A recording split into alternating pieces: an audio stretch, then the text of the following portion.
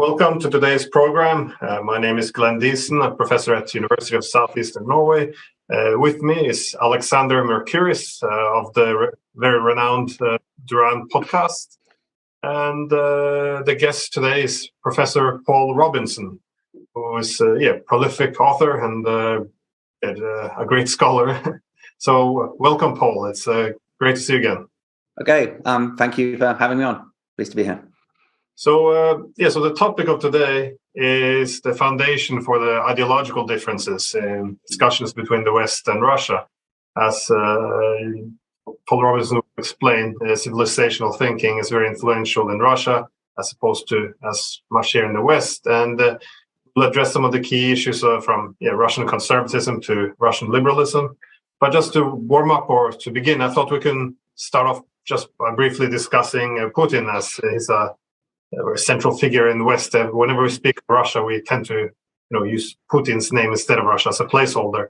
Anyways, we tend to, in the West, we as Russia as walked away from liberalism after the 1990s, we have a tendency to associate him with his KGB background. He's accused of trying to rehabilitate Stalin and seeking to revive the Soviet Union. But Samuel Huntington argued in the early 90s this was the single alternative fallacy, which suggested the only alternative to liberalism was communism. But as he pointed out, there was a third alternative, which was conservatism, which also happens to be what Russia's most of its history has been. It's been a very conservative country.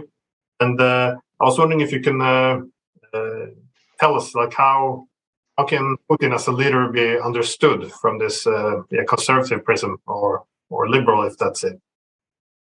Putin has described himself as a pragmatist with a conservative bent, or words to that effect, which actually I think is a reasonably good description of himself.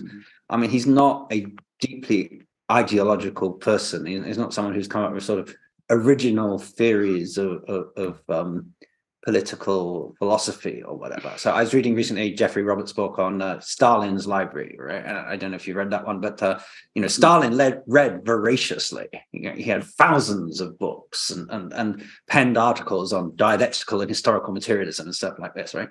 Mm-hmm. That's not Putin, right? He's not an intellectual, and I don't think he imagines himself as an intellectual. He is essentially a pragmatist, and as a result, he has a certain degree of ideological flexibility. But at the same time, he does have a sort of conservative bent in the sense that he's not prone to radical philosophical changes or whatever, right? And thinks steady as you go progression is better than the kind of upheavals which Russia's endured over the years and don't seem to have done an awful lot of good. So it's very hard to pin him down into particular boxes because you get sort of different things in different areas and over time, and also of course policy doesn't always go along with quite what you say you want. So, for instance, economically, if you listen to Putin, he's a fairly economic liberal according to his rhetoric. He's repeatedly said that a state planning of economy doesn't work, that we can't go back to the Soviet system of how we ran things, that we must free enterprise. We've got to get the bureaucrats off the entrepreneurs' backs. And then 2 years later, he'll make the same speech saying, we've got to get the bureaucrats off the entrepreneurs' backs, which shows that obviously nothing has happened. And at the same time, in fact, the state's role in the economy has grown in large part due to pressure from the West and the need to do import substitution and so on. So the ideal then gets you get pushed away from the ideal by pragmatic considerations, and in the end it's like those pragmatic considerations which I think ultimately win out.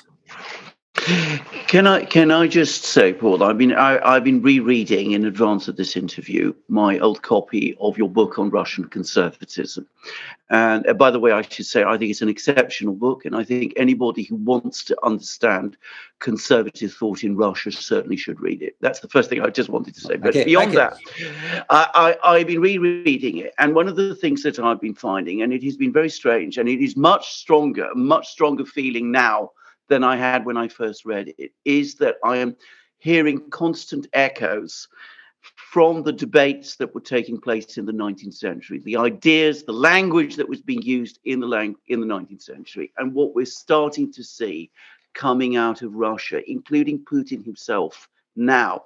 Now, I don't think Putin is an ideological person, as you absolutely correctly say.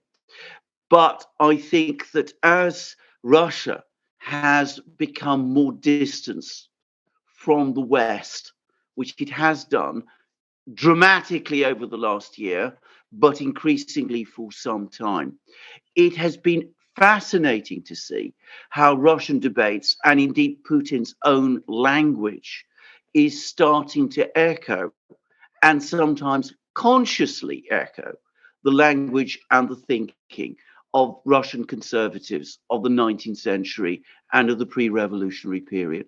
So we're starting to see talk about, Russia's Russia being different from Europe, Russia having a different history from Europe, that there's a much more conservative social issues, that Russia must stay with its traditions, that assimilation of Western ideas and Western traditions might not work in Russia, it isn't really suitable for Russia. All of these themes are not only now coming back, they are becoming stronger. And as these themes become stronger, we are starting to see references back to some of those people that you were writing about in your book. And by the way, which Glenn has also written about in his book on conservatism, to experts on Russian conservatism in the same program, which I am not. But anyway, those people they've been writing about, it's interesting to see how their ideas are coming back and how they're being talked about again in ways that perhaps they haven't been in Russia for a very long time, and certainly not during the Soviet period. Yeah, I think you're absolutely right in that regard, Alexander. So if you look at the sort of the early Putin, he was very much talking about Russia being part of Europe. In fact, even I think as late as 2017, he gave a talk to some, I think, Italian students in which he said, Russia is a European culture. Okay, it was very clear, and the idea was, Europe from Lisbon to Vladivostok, and Russia was part of the European world, and this was the dream really of the Russian intellectual class and Russian elite for 200 years in many ways, in one way or another. But more recently, you get much more reference to Russia's distinctiveness. And in fact, just yesterday, Putin signed a decree approving the new strategic, what they call the new strategy of the Russian Federation, security strategy of the Russian Federation, at the beginning of which it says specifically that Russia is an original state civilization. And then it talks about Russia's European past, but also Russia as a Eurasian and Euro-Pacific community. Okay, so this is definitely a change of language. And in a speech to the Valdai Club in October last year, Putin used the word civilization 20 times. And this is a key word because, as you say, this is something which derives out of 19th century philosophy, particularly people like Danilevsky, Nikolai Danilevsky, and Konstantin Leontiev, who I mentioned in my book. And in that speech, Putin actually cited Danilevsky, a late 19th century Russian thinker, who was very much the originator of this idea that the world is not moving towards Fukuyama's end of history, but rather diverging in multiple directions. And then Putin also used the phrase flowering complexity. And anyone who knows that 19th century Russian philosophy knows that flowering complexity is taken from this other guy, Konstantin Leontiev. although he didn't actually mention his name. But obviously, Putin's speechwriters, whatever, had decided to throw the word in. And with that, you're getting a very conscious reference to this sort of civilizational thinking of the 19th century.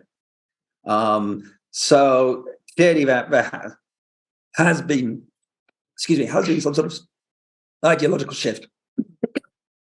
Sorry.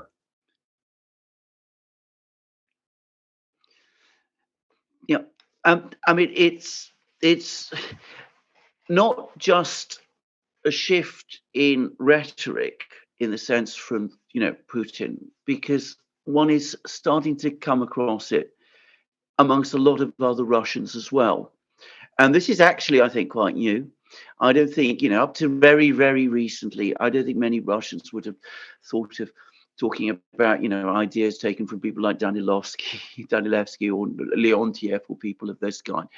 But you're starting to see a lot of Russians, maybe not particularly intellectual Russians, they're starting to talk in the same way. And I think this is one of the big differences, at least I felt so, when rereading your book, was that in the 19th century, one of the great concerns that there is within Russian conservatism is of the gulf, the separation between the elites and the critical mass of the Russian population. And there's a belief on the part of some conservatives that the truth is to be found amongst, the people, that they're the ones who are closer to Christ, to the spiritual nature of Russia. There's even one of them, I forget which one, who says Russians dress like Russians, Russian peasants dress like Russians, they look like Russians, we the elite, we don't anymore. Now that doesn't exist in Russia today. You go to Russia, people dress in the same clothes, they talk the same language, education levels. I mean, that whatever else you think about the Soviet period, it did achieve that reunification, if you like, of Russian society in that respect. But one effect is that it's made these ideas, these conservative ideas, much more accessible, or so it seems to me, to people outside the Russian elite, because conservatism, Russian conservatism in the 19th century, was a much more elite phenomenon. Whereas today, I think it's beginning to develop a kind of populism behind it, or at least so it seems to me. So it's not just Putin. You see this debate, it's starting to expand beyond Putin into wider reaches of Russia's society. And I wonder whether Putin isn't responding to this rather than initiating it himself. I don't know what both of you think about that. Well, I mean, the poet Alexander Pushkin supposedly said that the only European in Russia is a state. And there's all this westernization and so on. It always comes from above, but no one really believes in it apart from the people on high. And there are still some Russian conservatives who very much believe that, who believe that, if you gave the Kremlin today a chance to reintegrate in the West, it would drop all that, we're different rhetoric immediately. And happily go back to Davos or whatever. But I think you're right in what you're saying about this coming from below as much from above, if not more. Putin's, in fact, his adoption of this rhetoric has lagged behind Russian society. So he's come actually quite late to this. He definitely was not the initiator of this. And in fact, Putin today sounds a bit like Communist Party leader Gennady Zyuganov 30 years ago. So people like Zyuganov are saying this a long time back. And it's also, and these ideas have also been spread through Russian people, through schools and university, because in Soviet times, they had to do what was called historical materialism, compulsory classes on historical materialism, which would teach you about the inevitable march of history through Marxist social formations, where you go from savagery through to feudalism, through to capitalism, through to communism. That was all got rid of, and in its place, you under the Yeltsin era, you got compulsory classes on what was called culturology, And these are still, required in schools and universities. The Russian has to have classes on culturology, and it's a very specifically sort of Russian thing. But the idea is you learn about different cultures and so on. This is meant to broaden your mind and so on and so forth. But in practice, the way it's done is it is what people are taught from what I've been able to read about this is that, the world is made up of different cultures and we're all different. And Indians are different from Chinese, are different from Russians, and therefore Russians are different. Right. And so this is, has replaced historical materialism. So under communism, you were getting history is marching in a single direction, right? And everyone was spoon-fed this. Now everyone is spoon-fed at school and university, the idea that everyone is different and all move in different directions. So therefore, there is a sort of receptive basis for this kind of thinking.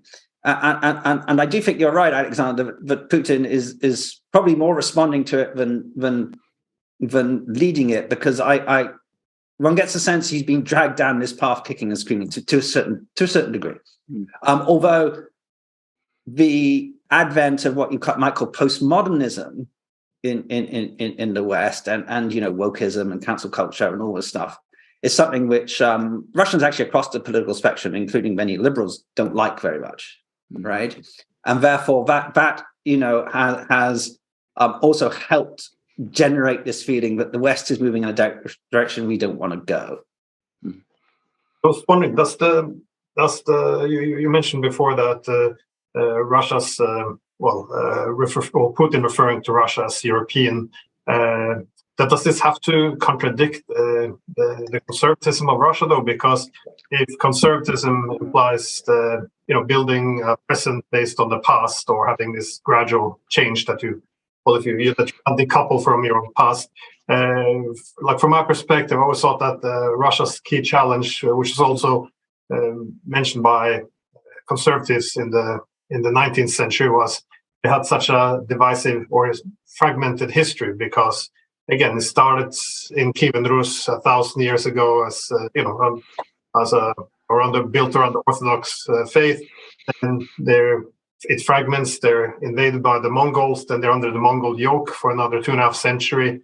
Then you have the Tsardom of Russia lasting all the way to 1720, in which they are more or less decoupled from Europe, continues. And then, of course, we have another Russia emerging, which is the European Russia. At which point in time, Peter the Great, defeats the Swedes, and he wants to. Well, he coincides this with this cultural revolution, where he want to remake Russia as a European state. Now, at this point, of course, you have this is when, of course, a lot of Russian conservatism emerges, because now they're trying to, with this cultural revolution, they're trying to sever themselves from their own Muscovy past, and this is what creates the division between the Westernizer wanting to go to Europe, and the Slavophiles wanting to preserve their distinctiveness. And again, this is why I also noticed that when Alexander said this. This all sounds awfully familiar. The way what we're discussing now is because this discussion is not new. This has been around for quite some time now. But what I'm thinking about is a lot of conservatives, Dostoevsky and others, they kind of point out that these efforts by the Slavophile conservatives to abandon this Europe of Peter the Great, that this is also a very revolutionary act going against conservative principles, because this is a huge pillar in Russian history. So in other words, he argued that the conservative approach should include the European history of Russia. So it has to be, Kievan Rus, it has to be Mongol Russia, it has to be Tsardom Russia, it has to be Peter the Great's European Russia. And, making the matter more complicated today, of course, me and Alexander discussed earlier, was, the Soviet history, which is completely, they destroyed anything of conservatism. They went against the church, the nation, the culture. But still, the Soviet history is a very important part of Russian history today. So that also paradoxically is something that legacy you have to preserve if you're a real conservative. Mm-hmm. Even the liberals of the 90s, you have to preserve some of this this is also a period in Russian history. So you kind of have to bring together all these fragmented pieces of Russian history if you're going to have 1,000-year-long cohesive national narrative, right. kind of forming the collective psyche. So I'm just so. Does the Europeanness of Russia does it have to contradict the conservatism, or when does it contradict it? No, it does. It doesn't have to contradict it. And even if you go back to the mid 19th century and the Slavophiles, they were thoroughly Europeanized people who weren't actually saying that Russia should go a separate path from Europe. They felt that Europe had gone the wrong way, and that Russia would rescue Europe and bring back to Europe the values it had lost, and then Russia and Europe would progress together down the path of universal history. This remains a part of sort of orthodox thinking thereafter, and I think is still the case today, actually, to some degree. I mean, Russians today have a very difficult problem in that, you have to try and create some sort of national identity, which, as you say, Glenn, needs to include all these things in your past. The approach of the Russian state under Putin has been to try and take what is seen as the best bits of all the past and forget about the bad bits, and then you can have you can celebrate the glory of the Russian Empire, and then you can celebrate in the Civil War. You can celebrate the Reds and the Whites. So there was a monument went up about a year or so ago in Sevastopol, which was a sort of monument of reconciliation, which had white soldiers and red soldiers together on the monument, because they're both Russian. They're all the sons of Mother Russia who died, both sides believing in what they did, and we should honor them both, despite the fact that they're completely incompatible. And then you celebrate the Soviet victory in the Second World War and the space program, and you preserve, as you said, Glenn, some degrees of 1990s liberalism, free markets, and so on and so forth, and you try and squeeze it all into some coherent whole, and the result will be pictures of Russian priests spraying incense around Soviet war memorials of Soviet flags flying, which is kind of incongruous in a way to us, because we know what the Soviets did to priests, but somehow to Russians this makes sense. Apart from, of course, to certain radicals, particularly sort of liberal radicals, who think that the only solution to make Russia a proper Western country is to decommunize and smash all the memory of the past and rebuild, completely renew in a revolutionary way. So, but that's too destructive for a fairly conservative-minded state, which is trying to meld all these narratives into some sort of coherent whole. And I think actually on the whole does it reasonably successfully. What I was going to say, it seems like it's working to some extent. You mentioned the priests, blessing Soviet, fallen warriors, but soldiers. But you also see the head of the Communist Party. I think he told that if Jesus was here today, he would probably be a communist. So they kind of, you get the impression if the communists will take over today, they wouldn't purge the churches. This period is over. That you're kind of bringing together these divisive factions which used to fight among each other. The same as when we started discussing Putin, I thought it was interesting that Putin had a lot of these soldiers from the White Army who were exiled, reburied in Moscow, and essentially rehabilitating a lot of them. But again, not turning on the Red Army, but instead celebrating both of these different factions. It seems that that's why this project of conservatism also seems like a project of unifying what has been, very aggressive Russian history, where you have always the opposition seen as an enemy to be defeated for your side to win. Sorry, Alexander, I think you're... No, I was listening, actually. I was wanting to hear what Paul had to say about this, because I do think it's interesting. I just wanted to, since you've brought me in, I did want to ask about the role of the Orthodox Church, because one of the things that came across to me very, very strongly, rereading your book, is that these conservatives of the 19th century, the one thing essentially all of them are is Christians. They're Orthodox Christians. By the way, I should perhaps declare here that I am an Orthodox Christian myself, though perhaps not with quite the same fervor that some of these people have had. But anyway, they were Orthodox Christian thinkers and writers, worrying very much about the position of their church, worrying very much about the faith. What is the role of orthodoxy in Russia today? I mean, is it really reasserting itself? Is it possible for it to form the kind of core of Russianness that some of these 19th century writers imagined? Or is it something that today in Russia, Russians themselves, yes, I mean, they look to the Orthodox Church as something that some of them look back to, some of it's part of the Russian landscape, if you like, but it's not central to them in quite the same way.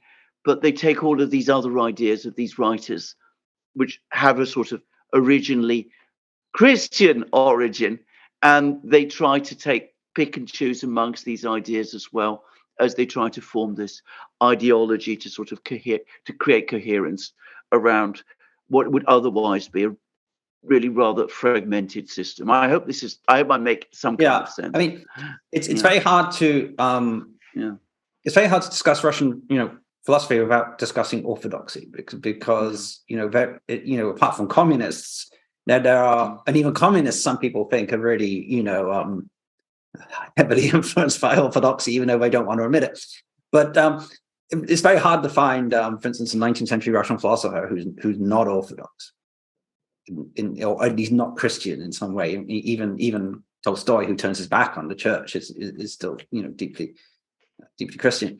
And what this means is actually when people talk about Russian exceptionalism, it is, historically speaking, or Russians' mission in the world. It's historically a spiritual thing, much more than an imperial geopolitical thing.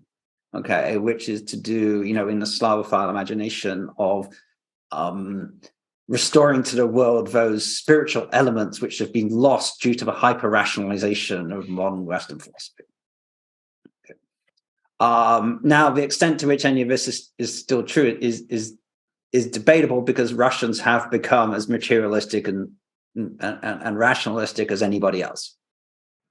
And in this sense, it's kind of strange that this idea of Russia is very different has come back again at a time when Russians are probably much more like us than they ever have been in the past. And I was a student in the Soviet Union. Soviet Union was it was a different world. Whereas if you go to Moscow now, you could be in any decent European city. So they've actually converged, while at the same time have begun to stress how different they are. But that's perhaps something we can move on to later. But I don't think maybe that thing is maybe still there in quite the same way, because the Soviet Union did deal orthodoxy a pretty severe blow. And although the church has recovered immensely since then, and been an enormous increase in the number of churches, and an enormous increase in the number of people who say they are Orthodox, you'd be hard put to say that it goes very deep. So I saw one survey in which 80% of Russians said they're Orthodox, and 40% said they didn't believe in God. So, but there's a bit of a paradox. There's a lot of people who are saying they're Orthodox who don't believe in God. Because being Orthodox has become an identity thing, right? We are Orthodox. So you wear a cross or whatever, or you're a taxi driver, you shove a cross up in your taxi or whatever, and this is who you are, because this makes you Russian, but it doesn't mean you go to church. And it doesn't mean you celebrate the fasting days or whatever. So it's somewhat shallow. Now, the church's response to this has been, according to one book I read, was some philosophy of what's called in-churching. The idea is you get people more and more wrapped up in certain rituals, such as on Epiphany, they They go and jump in the lake. They cut a hole in the lake and jump in. This is really popular. Putin does it. Okay. And if you can get people doing these rituals, then gradually they become part of the church community, and hopefully the faith will follow eventually. Okay. But at the moment, it hasn't gone much deeper than people going through the rituals in a way they wouldn't have done, of course, 40 years ago. Whereas now, obviously, they do. But how deep it goes, I mean, is questionable. Because this is, can I just say, I mean, this is pre-revolutionary Russia. And the impression I get is it's the Christian empire in its own self-conception with the Christian emperor. Today's Russia is not a Christian empire in that kind of way at all. Interestingly, not an empire that considers itself universalist in that way, but it celebrates the diversity, at least in the conception of some of these thinkers. It celebrates the diversity within itself, and it even celebrates, and of course it celebrates the diversity with others. But it's still a profoundly different country. I mean, it's like comparing, the world of today with, the world of, I don't know, Atlantis. It's a sort of vanished Atlantis, one feels, ultimately. And yet its ideas are all coming back in this fascinating way. I mean, anyway, that's I mean, is it a different world? Is it not? In some respects, yes, but I personally find it less of a different world than I did 40 years ago when I was a student in the Soviet Union.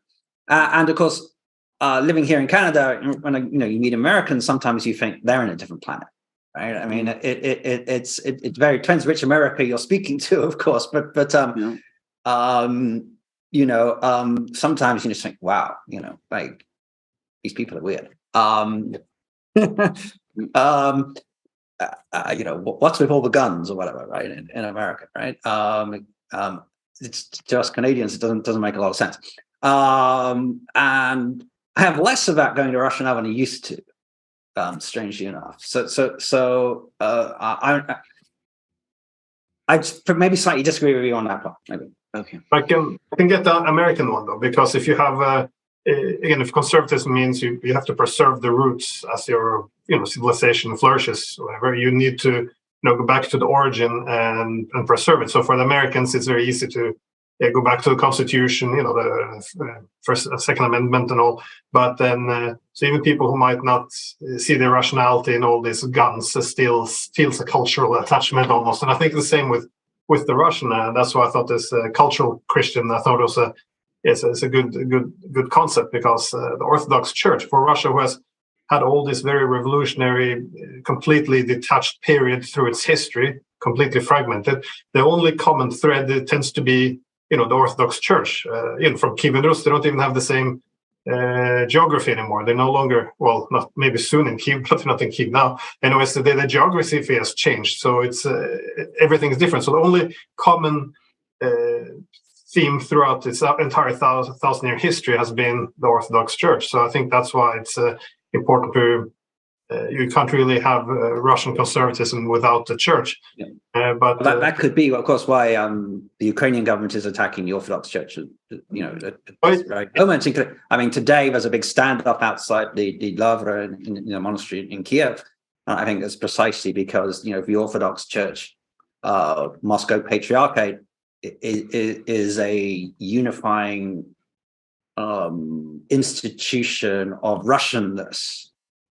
That's what and therefore, obviously, from a Ukrainian point of view, that is considered dangerous in time of war. So, because I also thought these rituals were interesting, because I have read about this approach as well. Just make put all the Christian symbol rituals in place, and then absorb into the cultural identity.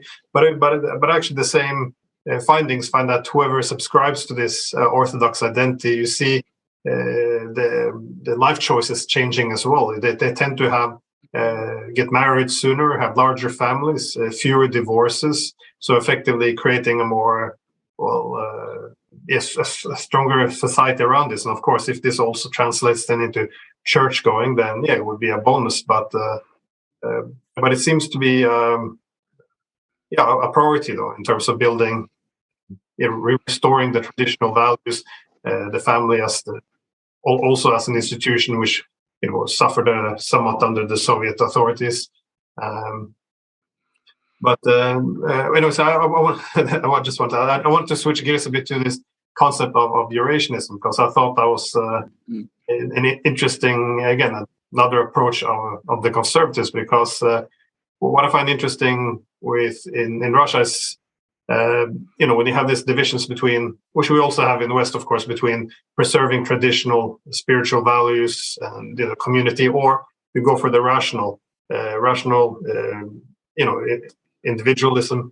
For Russia, this always manifested itself geographically as, the Slavophiles, for example, realizing if you want to preserve your distinctive past, you have to, subscribe to the Slavic or the Eastern dimension of your identity, while the people who wanted to modernize, pursue, more rationalism, more individualism, they go to Europe. So it always manifested itself this, rationality and this and instinctiveness as east versus west. But Eurasianism, does this offer a different alternative, or how do you see this? So I mean, Eurasianism, which began in the 1920s, is this idea that Russia is neither Europe nor the East, but something uniquely itself Eurasian. Okay, and that if you look at the boundaries of the Russian Empire and the Soviet Union, they form an organic whole, because geographically they fit together, and the botany is the same and distinct from that of Europe, and you can find connections of language between Central Asia and Russian because of the Mongol influence, and so on and so forth. And Eurasianists came up all sorts of somewhat cherry-picked facts, it must be said, to indicate why Russia and Central Asia were really one, and therefore the boundaries of the Soviet Union were not colonial but were organic, right? Which was a good theory, because you could then denounce Western colonialism while also preserving the Russian Empire, because the Russian Empire is different because it's an organic, linguistic, cultural, geographic, botanical, whatever whole, right? I mean, it's popular in some intellectual circles, and it has its influence in the sense that clearly, the modern Russian state, talks of Eurasian Economic Union, and it very much has tended to be opposed to Russian ethno-nationalism, and to stress the fact that Russia is a multicultural, multi-confessional, multi-ethnic community. Okay, which is not just Russian and not just European, but is a whole lot more. So Eurasianism serves some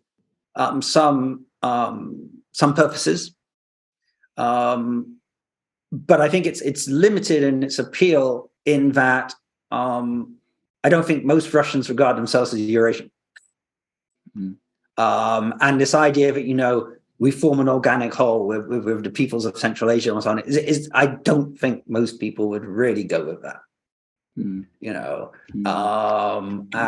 at heart, they're European, really, much more than they are Central Asian. And also, as one conservative philosopher said, the Asians don't think we're Asian either. It's not like they think they know we're white and Christian, and so we're kind of kidding ourselves if we really think that we're Eurasian. So it has some usefulness, and of course in a changing geopolitical context in which Asia is rising, okay, it is useful to be able to say we're not just part of this dying former hegemon. We are more than that. Okay, but going back to what I said about some people think that the Russian elites would would go back to Davos at the drop of a hat if they could. I suspect that's possibly true, actually, but they don't really deep down consider themselves Eurasian. But I guess interest coincide, economic interest, modernization coincides with the identity. Because the reason I ask is because if you look back in the 1920s, a lot of the key Eurasianists were people like Trubetskoy or Savitsky. They were, of course, saying, Russia is, distinctive with its Eurasian character. However, they also seem to have a different idea of modernization. They seem to build on some of Sergeyevit's idea of, connecting, making sure that Russia's modernization didn't depend on following in Western footsteps, but instead being this, civilizational bridge to Asia as well. So, there's an economic model element to this, and the Savitsky said that the cheapest way of doing trade is by sea, basically, and therefore this gave the maritime powers a huge advantage. And Russia would simply never be able to, if Russia tried to be part of a sort of global market in this way, it would lose. Right? So this was simply not a sustainable way for Russia to go, and therefore it needed to focus on building like continental railways and continental infrastructure and building trade within the Eurasian space. Okay, and this fits into Duginism as well. Of course, Dugin picks up on geopolitical thinking of people like Harold Mackinder and this idea of a difference between the maritime states and the continental states fighting each other. Right. So this obviously you can see coming into form now. Again, I think not for a matter of choice. I don't think the Russian state wanted to go this way. Okay, because previously it was all about joining the WTO and all that kind of stuff, right? So they were trying to integrate in the globalizing world, but because of sanctions, this is obviously now being cut off. And my suspicion is it's been cut off, if not forever, then for a very, very, very, very long time. Okay, certainly the whole of my lifetime and probably my children's lifetime, and therefore, of course, this Eurasian model suddenly begins to make a lot more sense. Because it really is the only option left open to you, okay, and therefore starting thinking about Eurasian integration, continental transport hubs. There's been talk, about the Russians building a railway across in Afghanistan, for instance, right? I don't think anything necessarily will come of it, but a project was announced a year or so ago. This is the kind of, would fit in within this logic, because then the idea is that your stuff could go down to India, like really fast, by train. And of course, then you'd skip all these problems which come from, American control of the seas and so on and so forth. So there is some definite economic logic to all this within the context of the world of probably fairly perpetual sanctions. Because this is quite interesting, though, because it shows that policy decisions which we make in the West may have consequences, in the sense that Russia, perhaps in the 90s and the early 2000s, the early Putin years, indeed in the 1980s under Gorbachev, was seeking a degree of integration. It wanted itself to be part of the Western system. But it didn't happen, and we can debate forever who was to blame for that. But I think in the West we played a role, we made decisions, and because it hasn't happened, all kinds of ideas which were already there, lying in the background, have come surfacing back. Eurasianism being one, and the result is an economic and logistical and perhaps ideological system is starting to emerge, which might in the end actually make economic reintegration of Russia much more difficult, even if the political tensions eventually fade away. And I wonder whether people in the West have understood that. Putin made that famous comment completely different context, do they understand what they have done? And I do wonder sometimes whether we understand what we have done. Yeah, I mean, I think you're right here in that, as I said, I think, Russia and the West have in many ways culturally converged in the past 40 years. But if we're going to have perpetual sanctions, which I think we are, right, because I don't see how Russia can give us what we demand for the lifting of sanctions, then, of course, Russia is going to be forced to it will be cut off from us. I mean, you can't even get a plane to Moscow from a Western country, right? So it's going to be cut off from us. Students don't go there anymore, which used to. And over decades, the effects of this is going to be, especially as the economic power in the world shifts, right? And more and more trade Russia is going to be done with China and India and everything else. The infrastructure is going to point that way. If you're more and more people in Russia will start learning Chinese, Indian languages, Hindi or whatever, right? That at the end of it all, we will have, a very different Russia with a different view of its own identity, and with different national interests, okay, which are not connected to us, which would mean that if 70 years from now we lift the sanctions, the Russians maybe won't be desperately interested in coming back anymore, right? So things may change very dramatically, and as you say, new ideologies, are coming up, and I was interested in this decree of Putin's yesterday, which I mentioned. There's a lot of talk about decolonization, anti-colonialism, Russia's traditional role as a supporter of national liberation movements.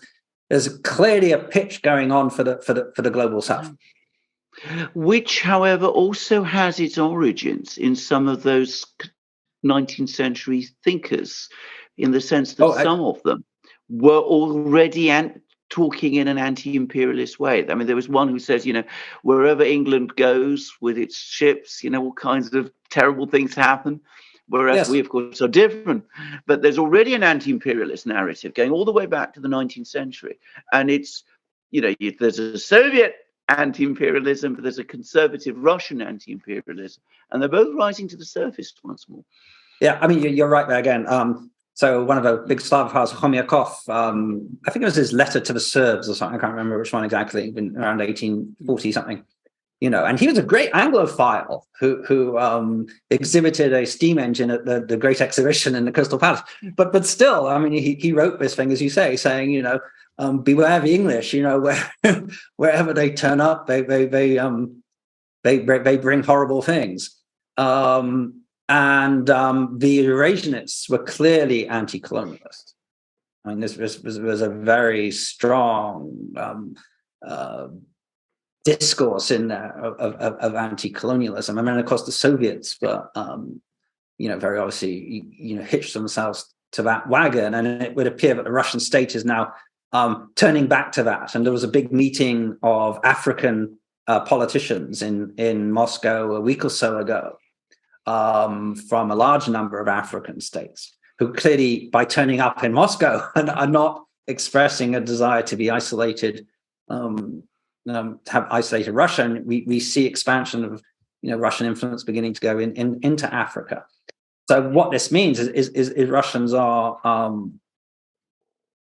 they're changing the focus of their attention. It's almost as if, okay, the West has given up on us, so we're going to look elsewhere for friends, and if that continues for a very long time, then you'll have a very different Russia probably at the end of it. Yeah. Can I just ask both of you a particular point about Russian conservatism? Because again, I was reading, I read Paul's book. I haven't. I was thinking a lot, very much about one aspect of Russian conservatism, which is that it's not militaristic. It's not a militaristic conservative nationalism of the kind that I'm familiar with from other countries. I mean, people talk about Germany, but I've also know about this kind of thing in the Balkans, for example, Balkan nationalism. I'm of Greek origin. Balkan nationalism can often take a very militaristic form. This doesn't seem to me, from what I was reading, to be very much the Russian conservative thing. It was not about, the army. It wasn't about military power.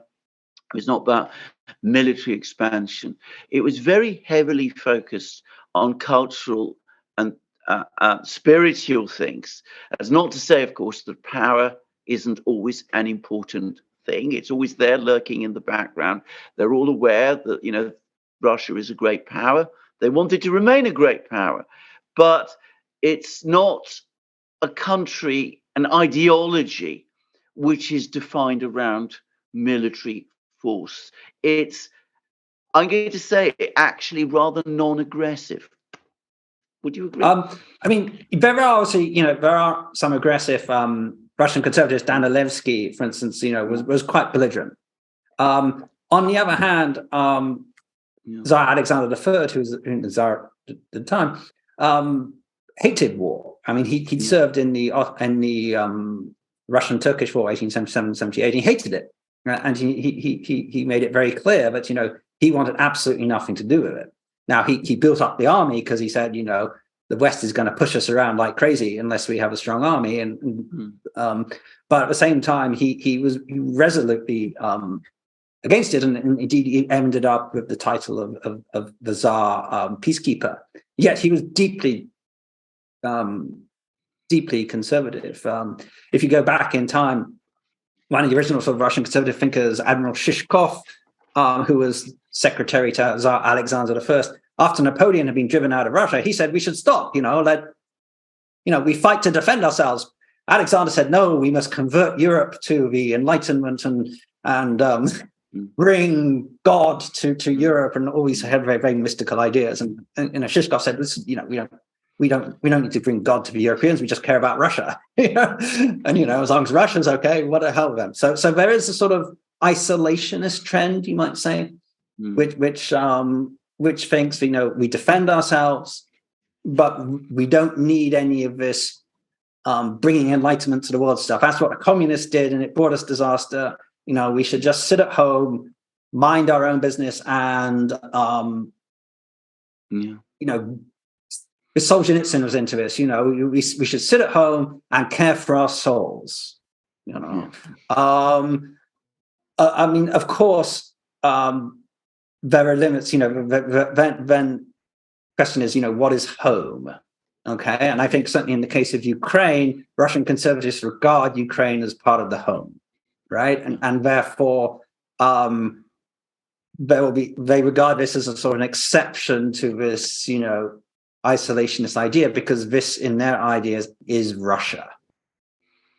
Okay. And they don't really accept the idea of Ukraine as a separate place, and therefore that is why they will support military activity there, because it is not seen as imperialism. It is I'm not talking about what it's seen as. Please, no one get me wrong here, because you could argue it is imperialism, but from their eyes, it's not imperialism. It's just this is our country. I mean that's the rhetoric anyway.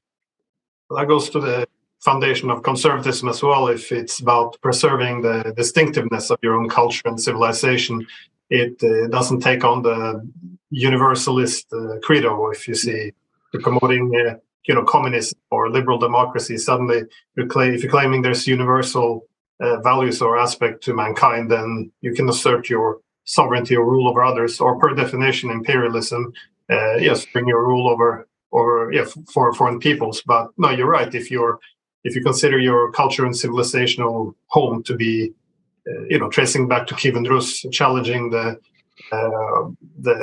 existence of a Ukrainian statehood, then this wouldn't be imperialism. Then you would assert control over your own people. Now, I'm not saying that's my perspective. I'm just saying that this would be the approval of military force if you're rejecting universalism but still seeking to protect the distinctiveness. So again, going to Ukraine to defend the Orthodox Church or protecting Russian speakers, language of course being quite central, and of course Orthodox Christians.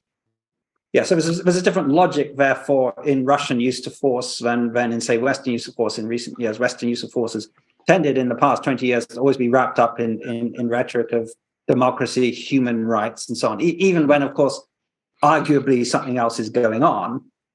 The rhetorical justification is always in those terms, right? Whereas Russians make use of a different rhetorical justification when using force. It's not, as Glenn says, in terms of universal ideas, at least not since the collapse of communism.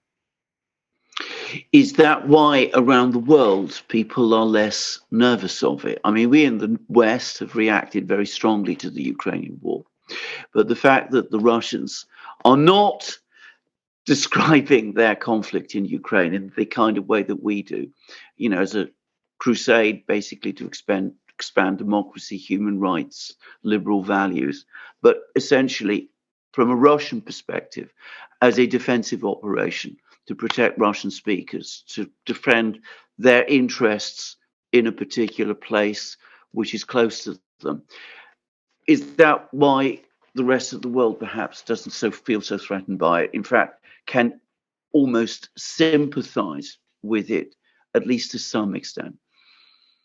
Yeah, very possibly. I mean, I think obviously states in the rest of the world value sovereignty and borders, and therefore they're not, on the most part, happy with what the Russians have done. On the other hand, they're not desperately fond of the West either in many ways. And of course, they have the experience of colonialism. So they don't, because the West has made it its thing to fight the Russians. I think, you know, a lot of the third world doesn't want to get on board with that. They would feel uncomfortable with that and don't regard it as a direct threat to them, precisely because, you know, it's not. And of course, you know, when you see like the Chinese and the Russians being involved in, for instance, in Africa, assistance is not conditional upon change. So whereas, you know, Western aid, I mean, for some good reasons, but you don't want to be handing out money to corrupt officials who are going to just go blow it on themselves. You know, we tend to make our, you know, all our assistance always conditional on human rights, reform, free market changes, blah, blah, blah, right? Whereas, you know, the Chinese and the Russians will come in and just say, well, we'll help you. Okay. And then they don't add any ideological burden on it. And that tends to be preferred, I think.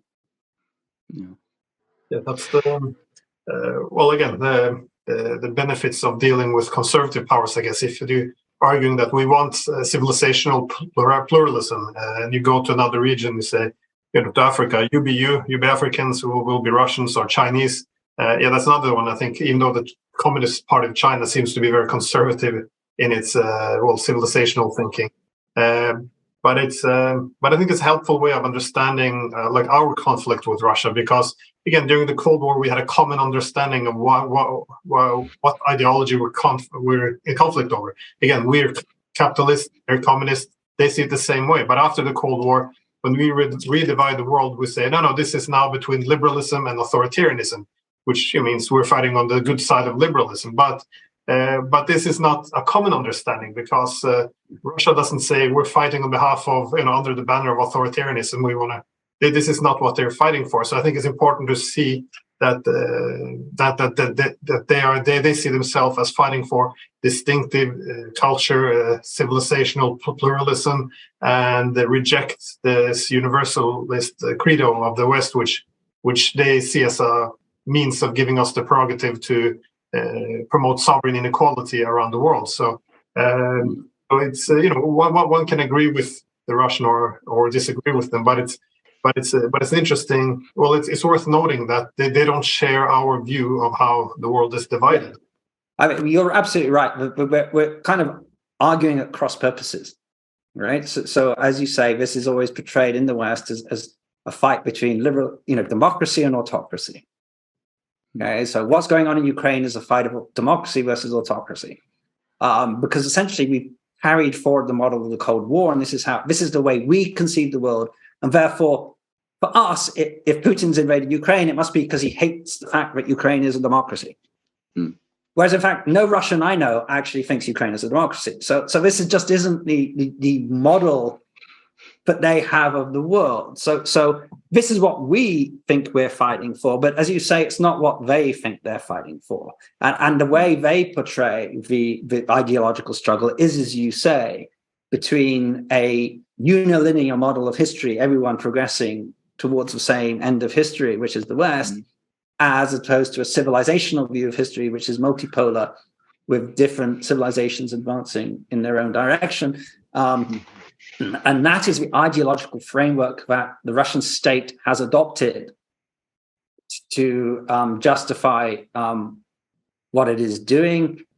So we have a situation, as you say, in which one side thinks the war is about this and the other side thinks the war is about that. And this, of course, makes it very difficult for us to come to a resolution because we're ultimately fighting about entirely different things. And we have no common language about how to resolve this. I think that's also as difficult to reach out to the rest of the world outside the West or NATO, because I think a lot of the world is quite uncomfortable with Russia's invasion of Ukraine. But of course, you have the war at a different level, which is also a war between Russia and NATO. And that's why I think the anti-colonial rhetoric of Russia is quite appealing to many, because then it's not liberalism versus authoritarianism. It's a hegemony versus counter-hegemony. This is very appealing, I guess, to much of the world. For example, the Indians, when they refuse to jump on the bandwagon, they're not refuting. It's the world's largest democracy, refuting democracy. They're seeing NATO as a hegemonic power conflicted with Russia, which they see as pushing against the hegemon.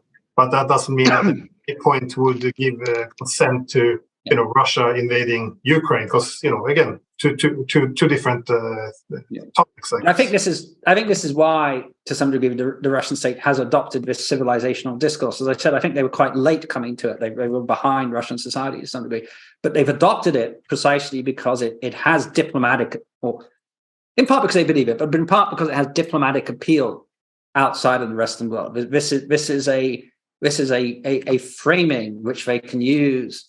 Which will, win them, if not allies, at least, neutrality of a very large part of the world. And in fact, we're seeing that outside what, you might call the collective West, no one is imposing sanctions on Russia, not even Mexico, which is,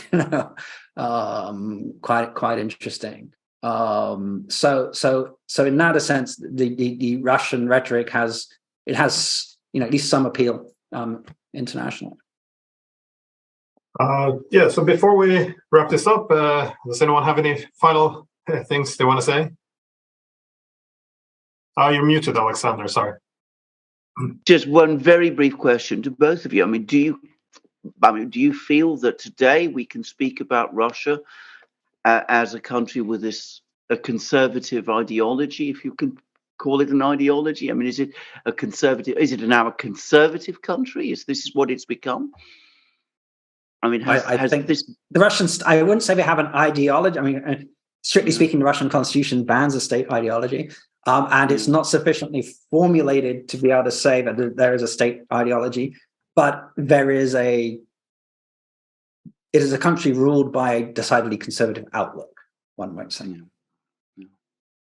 Well, I would say it's quite appealing both domestic and internationally, because domestic, of course, this helps to bring together the different fragmented pieces of Russian history and create the internal solidarity, which is necessary for Russia to be safe and to prosper. But also internationally, I think that this is an appealing position to have in the wider world, as we see now, with the non-Western world being quite sympathetic to Russia, but also within the West.